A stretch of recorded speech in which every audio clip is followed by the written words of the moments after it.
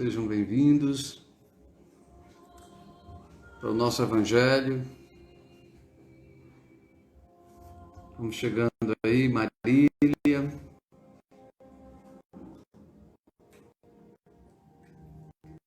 Marília, Otávio, sejam bem-vindos.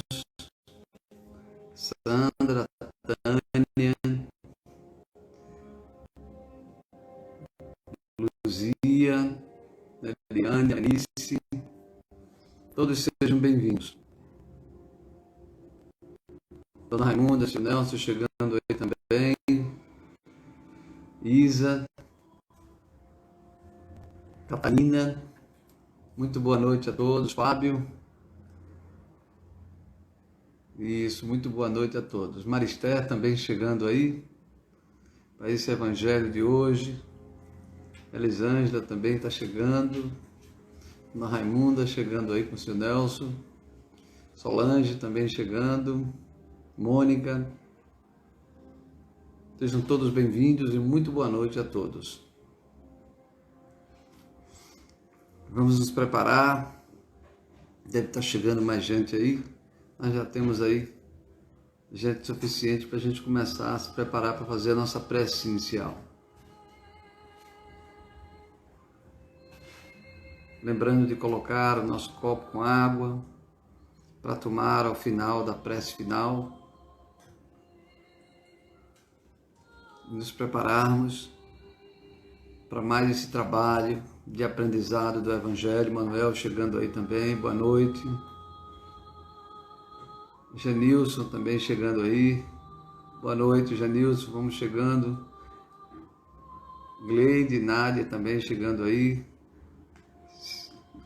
né? Lili, Cleide, Rael, Dea, sejam todos muito bem-vindos. Fátima Navarro também chegando aí. Se Deus quiser, vamos ter uma noite de aprendizado.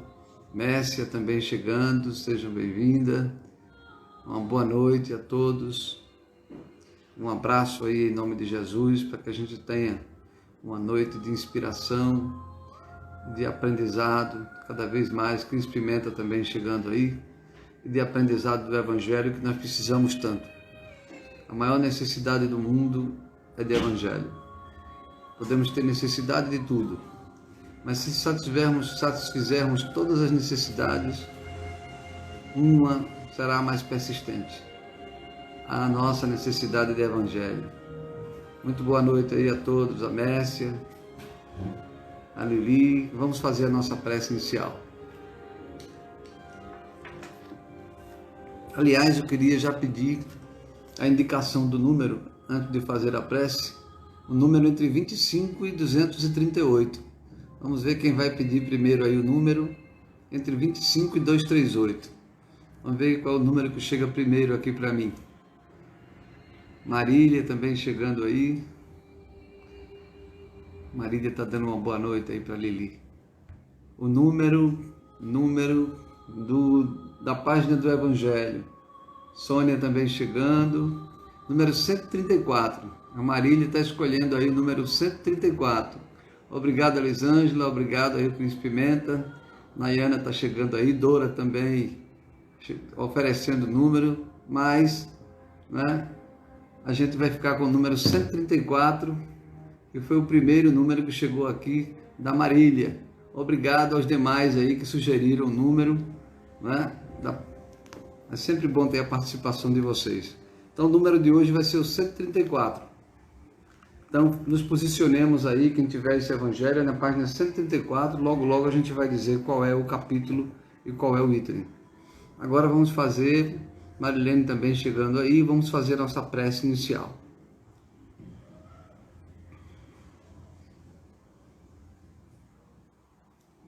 Divino Mestre e amigo Jesus, mais uma vez nos encontramos reunidos em seu nome para continuar o nosso aprendizado em relação às suas lições.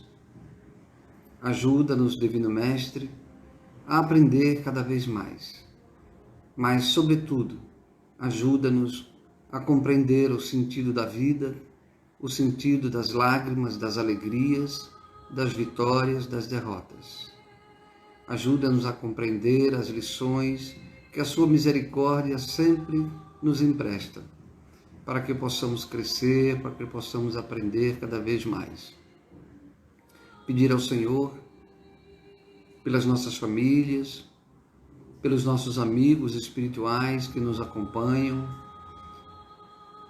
encarnados, desencarnados, e especialmente por aqueles que são atraídos pelas nossas dívidas, pelos nossos erros, pelas nossas dificuldades, para que também eles estejam presentes e recebam os frutos desse trabalho, as suas bênçãos que nos fortalecem, que nos encorajam a seguir em frente, superando os nossos desafios. Pedir por aqueles que lutam corajosamente diante dos obstáculos, aqueles que lutam no cumprimento dos seus deveres e suas obrigações, homens e mulheres no mundo inteiro. Abençoa também os enfermos, a todos aqueles que trabalham pelo bem. Muito obrigado, Jesus amigo, mais uma vez, e dá-nos a sua proteção e a sua paz, agora e sempre. Mais gente chegando aí também, Daniela, Carlos Antônio, Sueli, Edilene, e deve ter chegado outras pessoas também na hora da prece. Fátima também chegou aí. Muito bem, muito obrigado. Boa noite a todos e vamos então fixar aqui o nosso comentário, o nosso título do Evangelho de hoje. Nós vamos ver a página 134. Página 134 é sobre a beneficência. Página 134 é do capítulo 13. Vamos fixar aqui para os que estão chegando agora. Capítulo 13.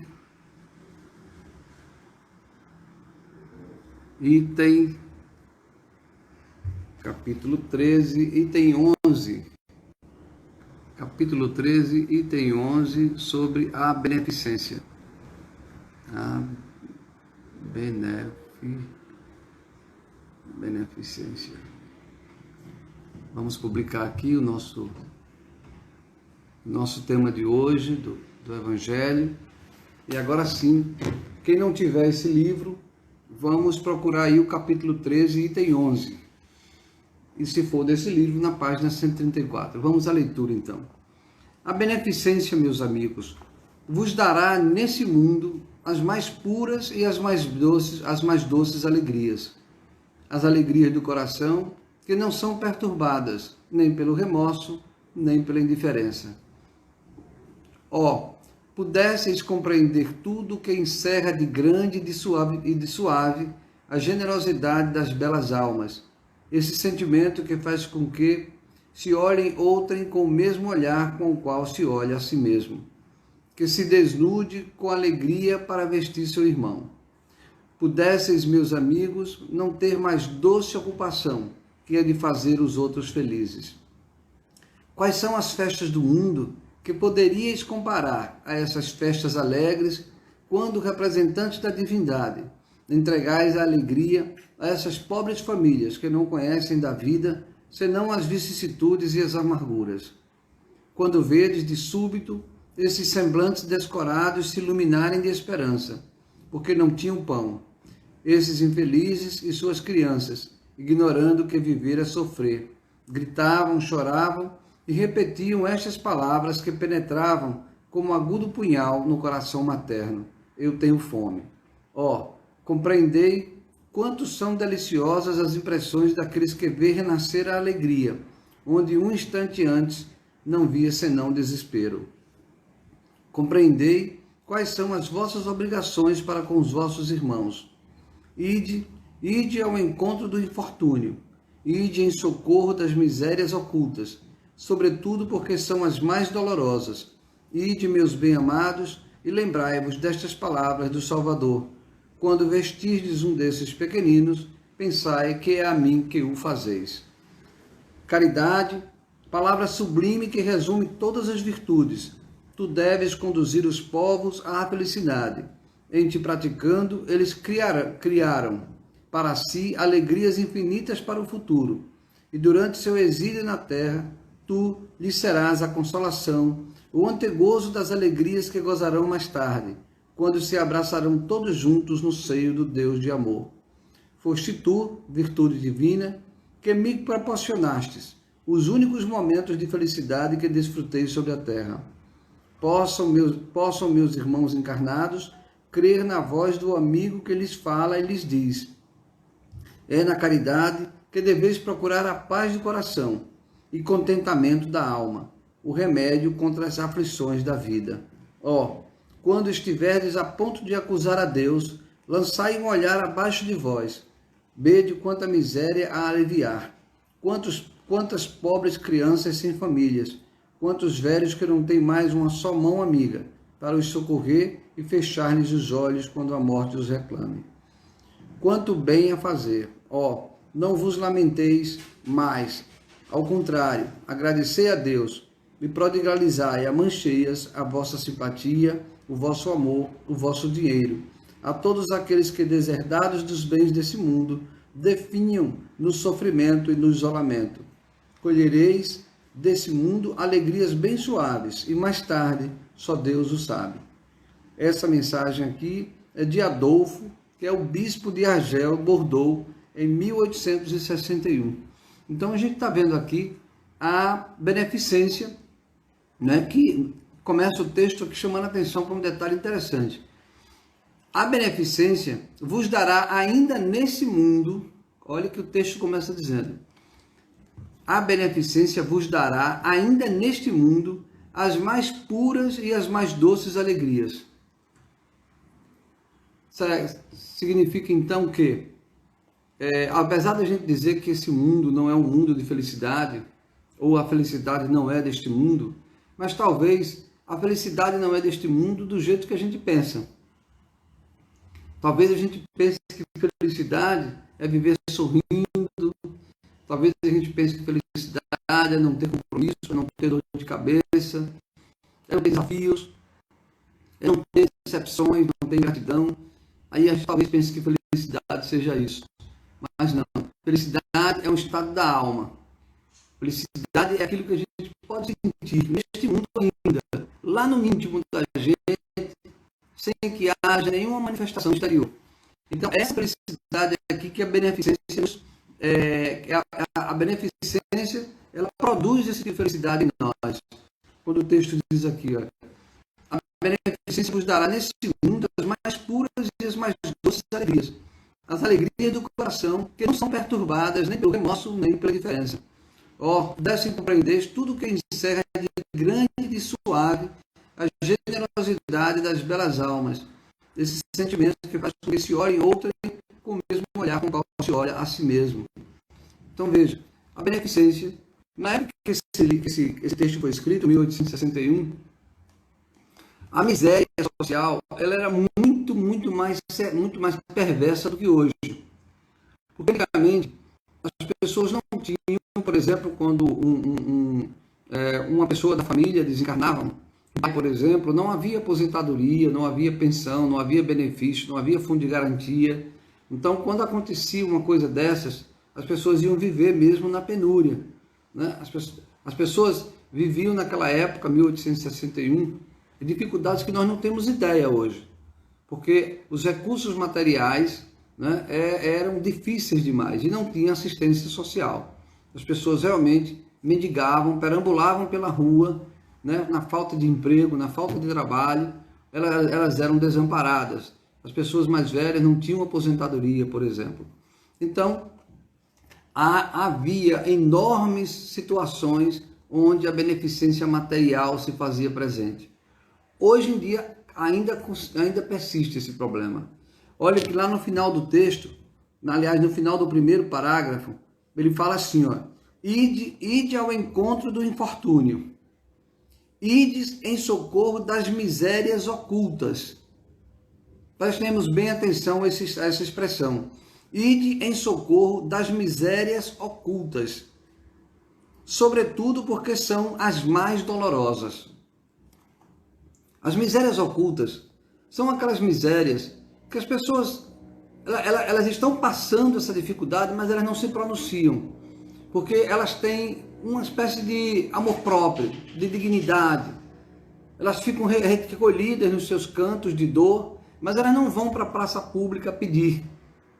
São as misérias ocultas. São aquelas que ninguém sabe que há sofrimento ali. Então, essas misérias ocultas são as mais dolorosas. Se nós soubermos, se a gente puder identificar onde há esse tipo de miséria oculta, é aquela pessoa que está doente e não tem um tipo de assistência. É aquela pessoa que está num lugar e que ninguém sabe que ela está necessitada. Agora, existe também outras necessidades, quando o texto conclui aqui dizendo, aí no final do segundo parágrafo, as misérias ocultas, ide em socorro das misérias ocultas, sobretudo porque são as mais dolorosas. Ide, meus bem-amados, e lembrai-vos dessas palavras. Aliás, é um pouco antes, quando ele fala aqui, ó, já no finalzinho agora do segundo parágrafo, ele diz o seguinte: quanto bem a fazer, ó, não vos lamenteis, mas, ao contrário, agradecei a Deus e prodigalizai a mancheias a vossa simpatia, o vosso amor, o vosso dinheiro. Então, repare, lá nas misérias ocultas, há necessidade, muitas vezes, de pão, mas há também a necessidade de um olhar, do respeito, do afeto, daquele abraço fraterno que a gente dá sem olhar a quem. Não importa se aquela pessoa é evangélico, se ela é ateu, se ela é católica, ou se não tem religião nenhuma. Não importa. Importa é que ela está passando por aquela miséria oculta, por aquela dificuldade, e sempre que alguém chega para ajudar, despretensiosamente, sem segundas intenções, aliás, a gente tem que ter um cuidado muito grande, porque o mundo está tão cheio de segundas intenções, e quando a gente vai ajudar uma pessoa, ela logo pergunta: você é vereador? Você é deputado? Você está candidato a alguma coisa? Né? Porque está tão patente na sociedade a quantidade de pessoas que nas épocas das pessoas se porem em evidência, né? As pessoas começam a praticar aquela caridade ou prestar atenção às dificuldades alheias para se promoverem. Está errado? Não. Que elas façam, assim, mesmo assim é um bem. Mas esse tipo de bem não é a beneficência. A beneficência de que fala aqui o nosso amigo Adolfo é a beneficência que se pratica de coração. É aquela beneficência que não quer nada em troca. Mas quero voltar aqui a um ponto, que é o seguinte: quando ele fala, ide e levai a vossa simpatia, o vosso amor. Às vezes, a miséria oculta está do nosso lado. Às vezes, a miséria oculta está na nossa casa. Então, nós temos que ter esse cuidado. Eu já observei, e nós temos que ficar vigilantes em relação a isso, que isso pode acontecer comigo, pode acontecer com você, conosco. Nós espíritas podemos passar por isso. Só por quê? Porque nós ainda estamos contaminados com essa cultura da autopromoção. Então nós temos que ter muito cuidado com isso. E a gente observa, né, às vezes as pessoas saem de suas casas, elas vão fazer a caridade, vão dar uma sopa, vão dar um agasalho, né, vão participar de uma campanha para fazer o bem a alguém que está precisando. Tudo bem, ótimo, é bom que a gente participe dessas campanhas. É importante que a gente ajude as pessoas, seja lá de que jeito for. Mas às vezes a gente faz isso e esquece de fazer pertinho da gente. A gente cega para aquela necessidade que está na nossa casa, no nosso lar, mas vai fazer a caridade lá fora. Quer dizer, nós somos levados muitas vezes, né, pela essa cultura da autopromoção, ajudamos as pessoas lá fora e deixamos de ajudar as pessoas que estão do nosso lado. Quem são essas pessoas que muitas vezes estão do nosso lado? E muitas vezes ocultas, o que a gente não percebe. Quantas vezes a gente tem um irmão que está passando por um problema? Imagine que eu moro com a minha mãe, com meu pai, né, e eu tenho um irmão que está passando por um problema. Mas aí ele tem uma certa antipatia comigo. E eu vejo ele triste, eu vejo ele macambúzio, né, não está se alimentando direito. E eu simplesmente digo assim: eu acho que isso é frescura. E aí não dou bola. Vou passando por aquilo ali e vou fazer minha caridade lá fora, mas o meu irmão está doente. O meu irmão está com problema. Às vezes nenhuma prece eu faço por ele. Se eu não for capaz, se não houver abertura para que eu chame ele para uma conversa, para dar um passeio, né? Para tomar um café, se não for possível isso, mas pelo menos que a gente ore por ele. Às vezes a gente tem uma dificuldade enorme de perceber do lado da gente que há sofrimento. Aquela dificuldade que a gente tem por conta, às vezes, da antipatia que se cria dentro do lar. Quantas esposas estão passando por dificuldade e seus esposos não veem? Quantos esposos estão passando dificuldade e as esposas também não veem? E às vezes aquela pessoa fica ali calada. Né? Por exemplo, eu recebi um dia desses uma pessoa que me falava de um caso de uma esposa que ela está desanimada para a vida. Ela está passando por um momento onde ela não quer, mas não tem mais sentido na vida dela. E é uma pessoa ainda relativamente jovem, né? Uma pessoa com saúde, uma pessoa que tem filhos, uma pessoa que tem um esposo, mas ela está passando por um momento de dificuldade extremo. E às vezes essa dificuldade extrema não é percebida na família. E quando ela é percebida, já está num momento extremo onde a pessoa está procurando, inclusive, tirar a própria vida. Quer dizer, a gente tem que sentir mais o que está acontecendo dentro de casa. Quando a gente vê que tem alguém em casa, o esposo, a esposa, o filho, né? A filha, o irmão, a mãe, o pai, né? Aquela pessoa que mora com a gente, independentemente do laço de parentesco, aquela pessoa que há alguns dias já se apresenta com aquele olhar triste, aquela manifestação calada, apenas com monólogo, significa dizer que aquela pessoa está passando por um problema. E aí nós temos que chegar junto e chegar com cuidado. Não chegar atropelando, não chegar menosprezando a dor do outro. Porque às vezes a gente diz assim, ele está triste porque a namorada acabou o namoro. Talvez para mim, para você que está dizendo isso, seja uma bobagem, porque a gente não está passando pelo problema dele.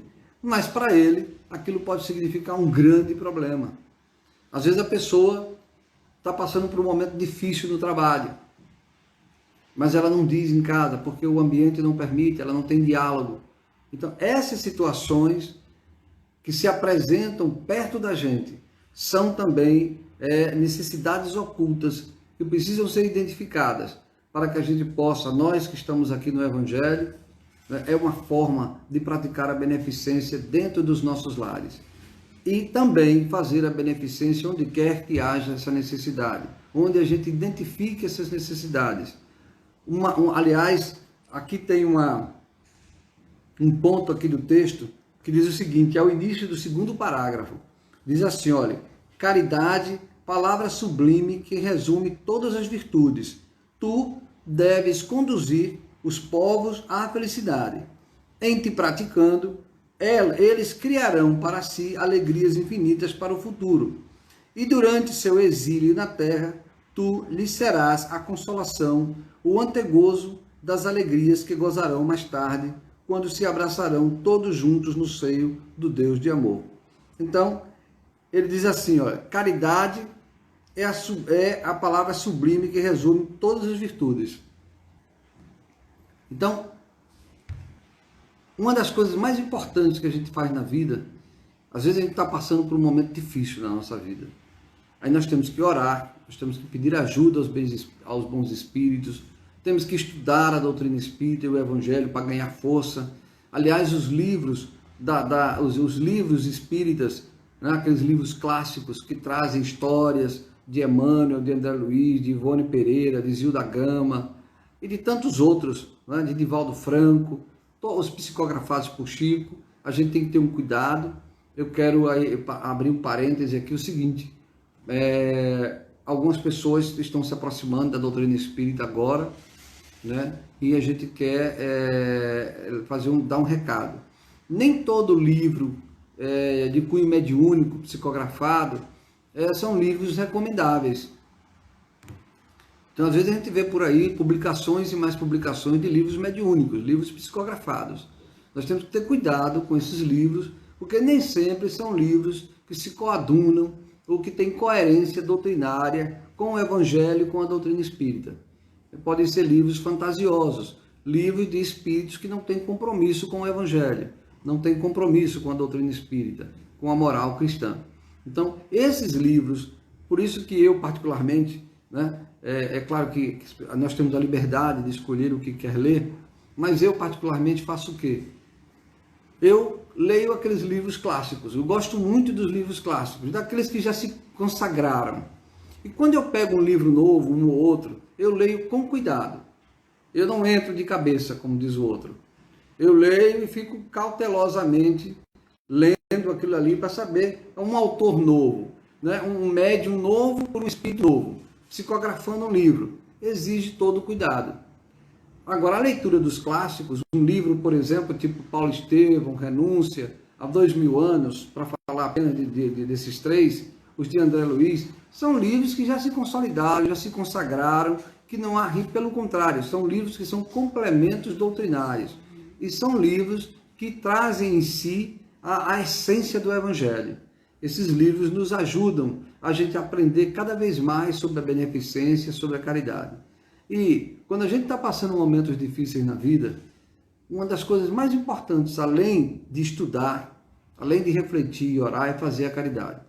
Então, se tem alguém que está passando por uma dificuldade muito grande, e aqui o texto diz assim, olhai,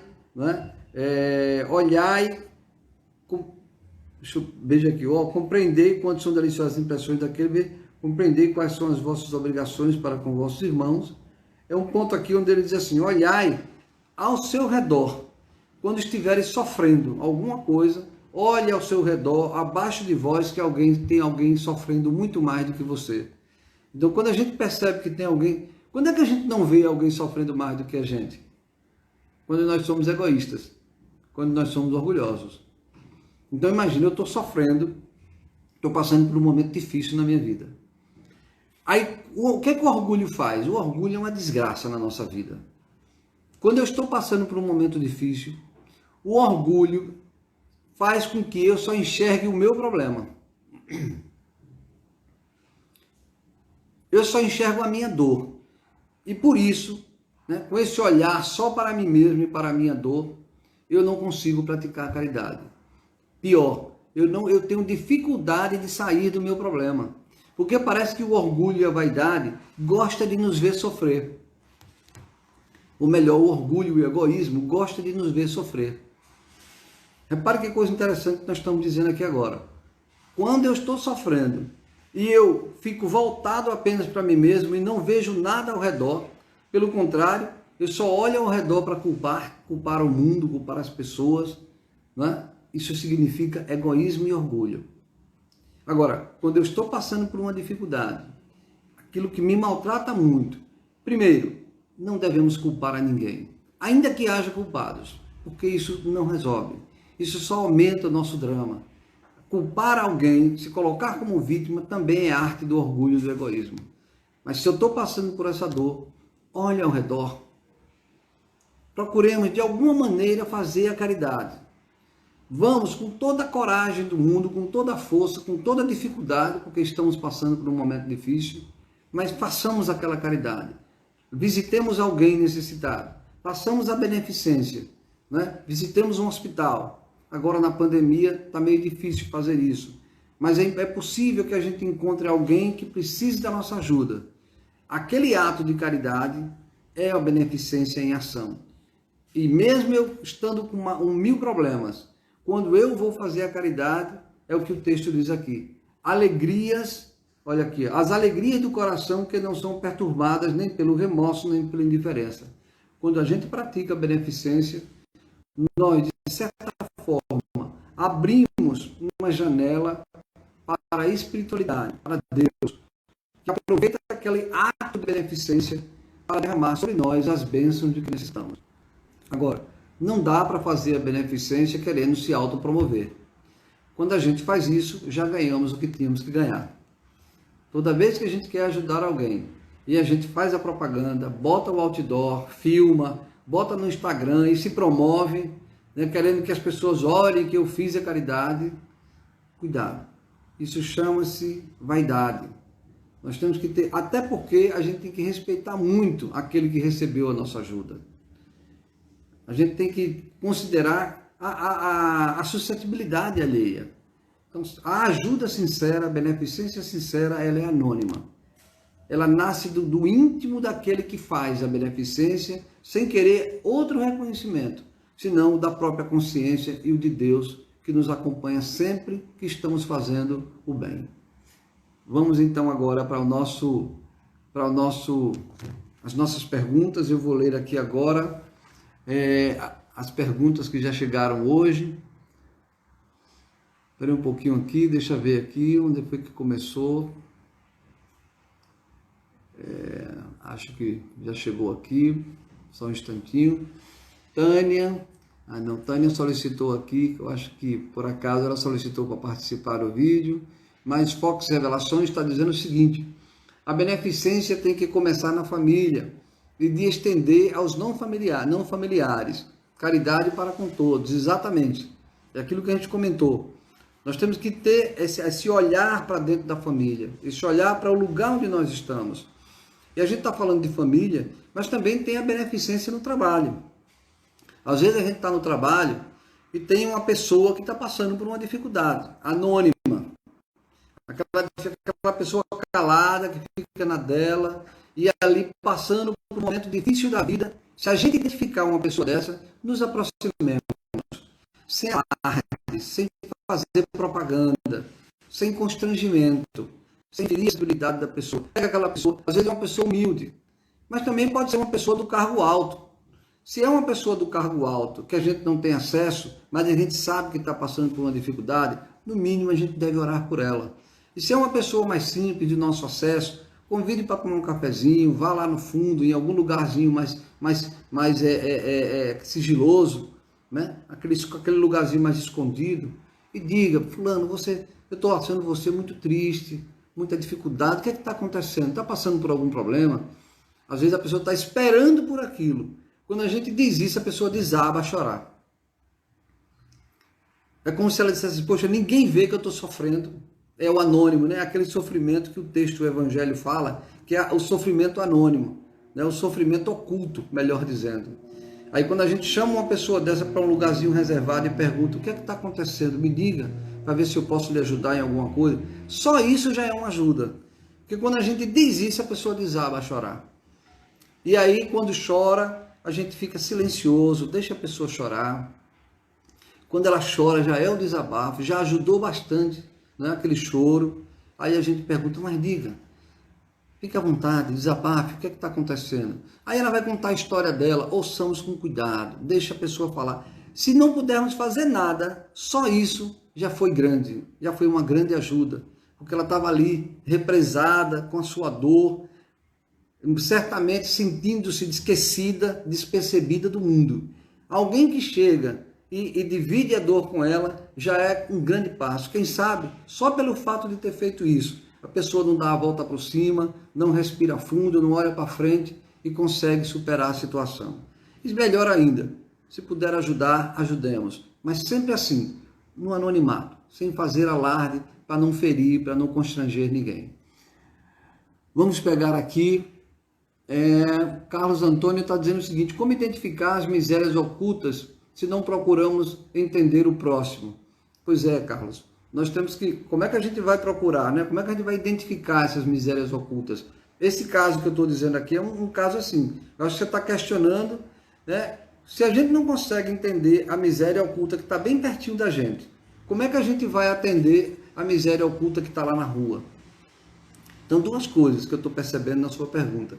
Primeiro nós temos que ter o faro, né, a sensibilidade para perceber onde nós estamos que há uma miséria oculta. E normalmente a miséria oculta é aquela que a pessoa não declara, é aquela que a pessoa não fala, é aquela pessoa que fica ali calada, chora, está triste, perde o ânimo para a vida e ninguém se toca. Até porque não é nem por maldade, essa vida de correria que a gente vive, tão preocupados com tanta coisa lá fora, que a gente não percebe o olhar daquele que está perto da gente. Olhemos com calma. Se a gente prestar atenção, a gente vai identificar uma miséria oculta. Em casa, no trabalho ou naquele círculo que compõe a nossa vida. Então, eu acho que a sua pergunta é, né? A gente tem que, como é que eu identifico uma miséria oculta lá fora? Eu devo identificar primeiro, próximo, onde eu estou. Fazendo isso, a gente vai dilatando cada vez mais a nossa capacidade de perceber as misérias e poder fazer a beneficência. Nayana está dizendo aqui o seguinte: Cláudio, você pode repetir o nome dos livros, por favor? Só gravei Paulo Estevão, que já li e adorei. Então vou dizer aqui alguns livros, gente. Nayana, eu falei de Paulo Estevão, você disse que já leu. Eu falei de Renúncia. Renúncia é de Chico Xavier, discografia de Emmanuel. Não é um livro que fala de espiritismo, é um livro que fala de evangelho, Renúncia. É um livro que fala de fé. É um livro que fala da história de espíritos que tiveram uma fé inquebrável, não é? Em Jesus, no evangelho. Renúncia é um dos livros assim mais importantes, né, dessa literatura espírita que eu estou chamando aqui dos clássicos. Então, Paulo Estevão, Renúncia. Tem um outro livro também que é de Chico Xavier, escrito por Emmanuel, chamado Há 2000 Anos. Também não é um livro que fala de espiritismo, é um livro que fala de evangelho, é um livro que fala das lutas do ser humano para superar suas dificuldades em direção ao Cristo. São histórias belíssimas. Nesse livro, Há 2000 Anos, a gente vai ver a história do próprio Emmanuel. Aqueles que tiverem interesse em ler, o nome do livro é Há 2000 Anos. É psicografado por Chico e é uma história, é o próprio espírito Emmanuel contando a sua história. É como se fosse uma autobiografia. A história dele, quando Emmanuel foi contemporâneo do próprio Cristo, né? E sobressai na história a pessoa da esposa dele, de Lívia, que é uma pessoa que dá um testemunho de fé no Cristo que impressiona a todos nós quando a gente lê esse livro. Então eu falei desse livro, né? Paulo Estevão, Há 2000 Anos, Renúncia, e também tem um outro muito bom, Ave Cristo e Nosso Lar. Teria aqui uma lista enorme, mas eu vou fazer assim, todo o Evangelho. Agora eu vou lembrar aqui de 4, 5 livros, pelo menos de 3, para a gente não perder muito tempo, para sugerir essas leituras, que são um banho de fé, um banho de Cristo, um banho de cristianismo na gente, né? Depois a gente também lê os livros técnicos da doutrina. Mas esses livros são de uma beleza. Quando a gente está lendo esses livros, a gente chega a se transporta. A gente parece que fica mais fortalecido para encarar o desafio da vida. Mônica, o bem é silencioso, exatamente. O bem anda de calçado de camurça, né, sem salto alto. Anda silencioso. O bem por si só, ele já se propaga pelo universo inteiro. O bem não precisa de propaganda. Ele é a propaganda. A propaganda do bem, ela é invisível, mas se propaga pelo universo inteiro. O bem mexe nas estruturas do universo, por isso ele não precisa de propaganda. Ele não precisa ser dito. Quando a gente anuncia pela boca ou manifesta a autopromoção do bem, a gente tirou todo o mérito do bem. É como se fosse um ouro que virou arame. O bem anunciado é um ouro que virou arame. Então, o bem por si só é essa joia que mexe com o universo e se anuncia por si mesma, propagando, né, modificando as estruturas do universo. Quero ver aqui mais. Mônica, 50 anos. Há também um outro livro aqui, Nayana, que a Mônica está lembrando aqui, que é um livro chamado 50 Anos Depois, que é uma continuidade do livro Há 2000 Anos. Esses livros podem ser encontrados nas livrarias dos centros, agora estão fechados. A nossa federação, ela está com... Quem entra lá no site da federação vai ver que tem uma página dizendo que você pode comprar, que ela entrega livros aqui em Aracaju. Então pode entrar no site da federação, lá vai ter o número do telefone, o WhatsApp, e eles estão fazendo entrega aqui em Aracaju. Ou também pode comprar aí por essas livrarias que tem, né, livros digitais ou físicos. A Fátima está dizendo aí que está relendo Loucura e Obsessão. É um livro também, esse livro é um livro de Divaldo Franco, psicografado por Divaldo Franco. É um livro mais técnico, que fala sobre loucura e obsessão, né? Mas também tem o seu cunho doutrinário e evangélico. Esses outros que eu falei também são excelentes porque nos elevam.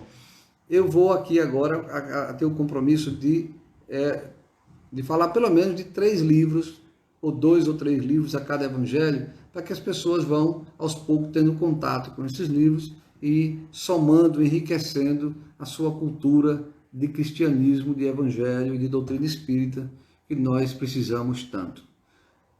Graças a Deus, uma noite boa, de aprendizado. Tem gente entrando aí também, Tiago está entrando aí, Jussara Freire também entrando.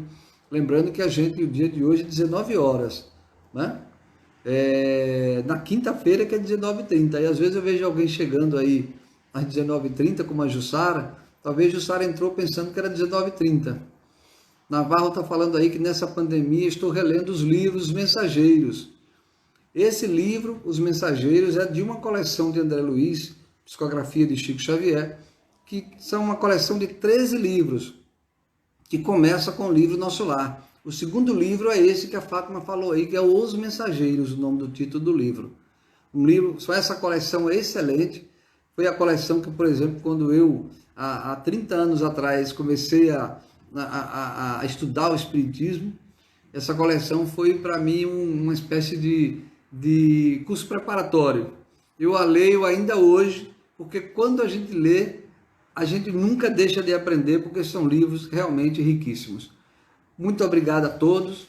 Luciano também chegando aí. Muito obrigado a todos. A Jussara está dizendo que o telefone está com problema. Pois é, Jussara. É isso mesmo. A gente de vez em quando tem essas coisas aí de parar o link, de parar o telefone, mas a gente continua no nosso trabalho. Vamos fazer a nossa prece inicial, ou nossa prece final.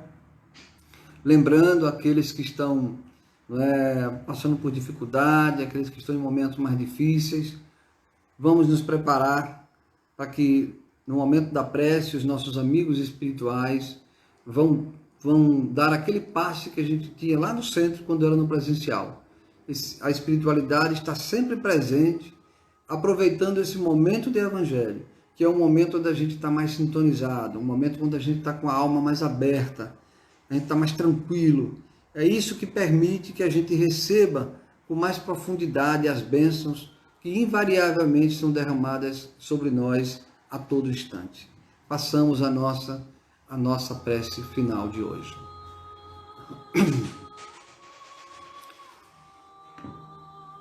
Querido amigo Jesus, muito obrigado por mais esse encontro que realizamos em seu nome.